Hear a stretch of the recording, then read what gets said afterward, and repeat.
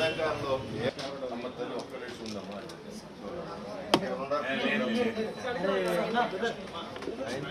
కూర్చోవాలి మీరు, కూర్చోవాలి కూర్చోవాలి మీరు, కూర్చోవాలి మీరు. ఇంకా కొంచెం బ్యాక్ ఉండవా? ఎవరు ముందు ఎవరు ఉన్నారు? తమ్ముడు ఫోటోగ్రాఫర్ అలా ఫ్లాష్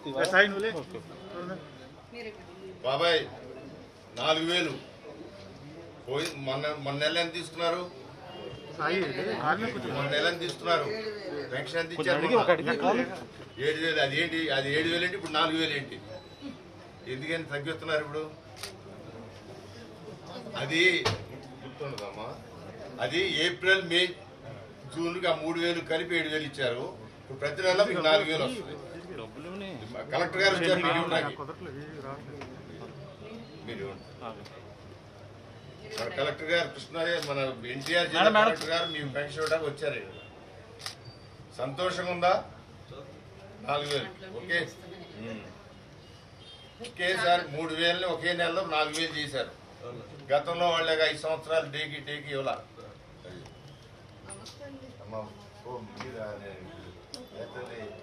మేము ఇద్దరు మీద సిరీస్ లో పనిచేసామమ్మా. ఇచ్చేవాళ్ళు రోడ్డు మీద వెళ్తుంటే జాతర లేకపోతే. కానీ ఇప్పుడు ఆ పెద్ద ఆయన చచ్చిపోయారు. దాన్ని అమ్మ నువ్వు ఇక్కడే ఉన్నావమ్మా. పోయినసారి 7000 ఇచ్చారా? మీరు 7000 డిమాండ్ చేయట్లేదా? అప్పుడు పాత బాకీ ఇచ్చారమ్మా. ఇప్పుడు 4000 ఇస్తున్నారు. కలెక్టర్ గారు వచ్చారు మీకు పెన్షన్. మన కలెక్టర్ గారు ఉన్నారు.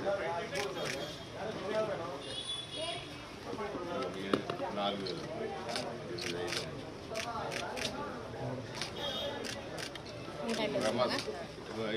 ఎలా అనిపిస్తుందమ్మా? ఇంటికి వచ్చేస్తున్నందుకు 4000 చేసినందుకు సంతోషం. 4000 గత ప్రభుత్వంలో జగన్మోహన్ రెడ్డి గారు 1000 పెంచారు. కానీ ఎన్నేళ్ళకి పెంచారు? 250 5 సంవత్సరాలు. ఈ సంవత్సరం చేస్తున్నారు. గతంలో తెలియదు. అయితే 200 నుంచి 2000 చేశారు చంద్రబాబు గారు. 2000 చేపెట్టి ఆయన 3000 చేసి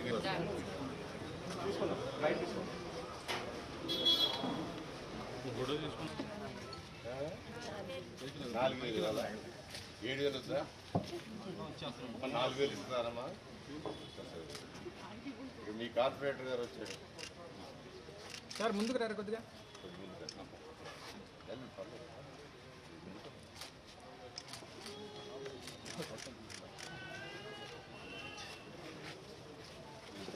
అబ్బాయికి ఇల్లు ఉందండి. ఆధార్ నంబర్కి మీ అబ్బాయి ఆధార్ అబ్బాయి కాదు. మీరు అనుకుంటా మేడం గారు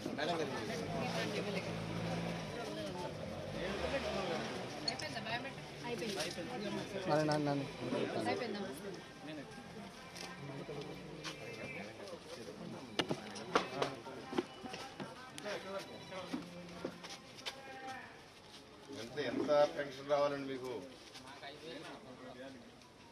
ఇప్పుడు ఎంత? చంద్రబాబు వచ్చింది ఎంత చేశారు? 5000 వచ్చింది అంతకుముందు. ఇప్పుడు 10,000 ఇస్తున్నాడు చంద్రబాబు గారు. మీరు అనుకోలేదా 10,000 వస్తుందని? 10,000 అండి. పోయిన నెల 10,000 ఇచ్చుకుంటారు. 15,000 ఇచ్చారుగా. 10,000 అదే అవునవును. మీరు ఇవ్వండి. ఉంటాను పక్కన తింటాను. మీరు ఇవ్వండి. ఇంత పెద్ద అమౌంట్ 10,000 అండి ఇది. చంద్రబాబు గారు మీకు ఇవ్వమన్నారు. మిమ్మల్ని ఎట్ట ఉన్నారో కనుక్కోమన్నారు. ఆరోగ్యం ఎట్ట ఉందో కనుక్కోమన్నారు.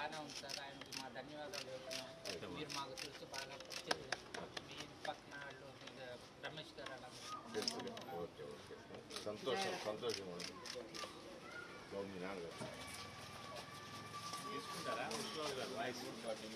మొత్తం ఉండే 2,34,000 పెన్షన్స్లో 99 కోట్లకు గాను డిస్ట్రిబ్యూషన్ చేయడం జరుగుతుందండి.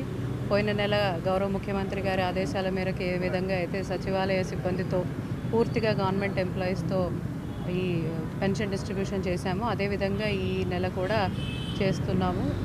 పెంచిన పెన్షన్లు పోయినసార్లు అరియర్స్తో సహా ఇచ్చాము. ఈసారి పెంచిన పెన్షన్లు అందరికీ చేరవేయడం జరుగుతుంది. 10 గంటల ప్రాంతానికి 80% దాటి డిస్ట్రిబ్యూషన్ జరిగిపోయిందండి.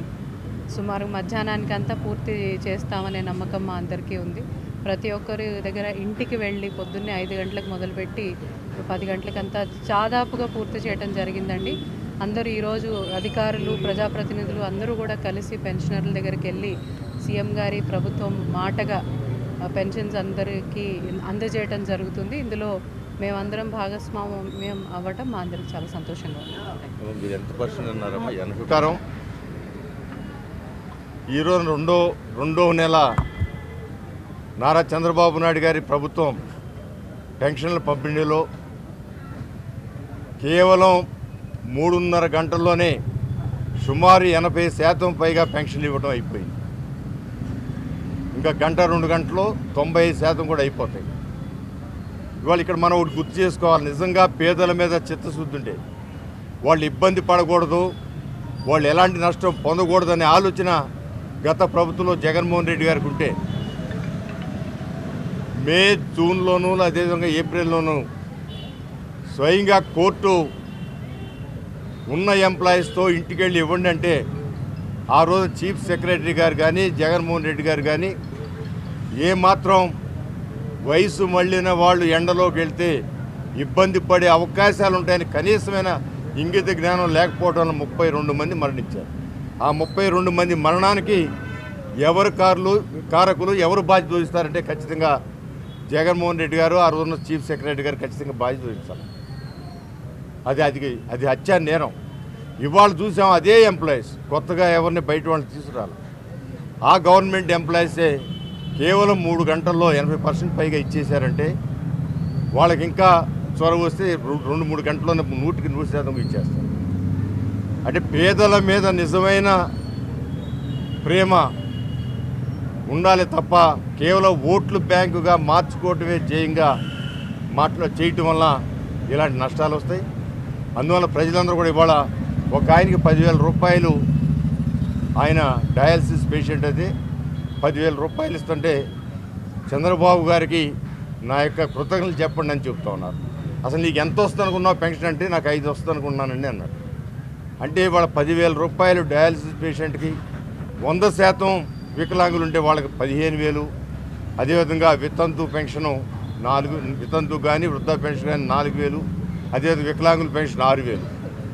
ఈ విధంగా పేదవాళ్ల మీద చిత్తశుద్ధితో ప్రకటించి ఇస్తున్న వ్యక్తి నారా చంద్రబాబు నాయుడు గారిని చెప్పడానికి మరొకసారి చంద్రబాబు గారికి మనస్ఫూర్తిగా కృతజ్ఞతలు తెలియజేస్తూ ఇంకా రేపు ఆగస్టు నుంచి కూడా కొత్త పెన్షన్దారులు అర్హులైన వాళ్ళందరూ కూడా పెన్షన్లు అప్లికేషన్ తీసుకోవడం జరుగుతుంది.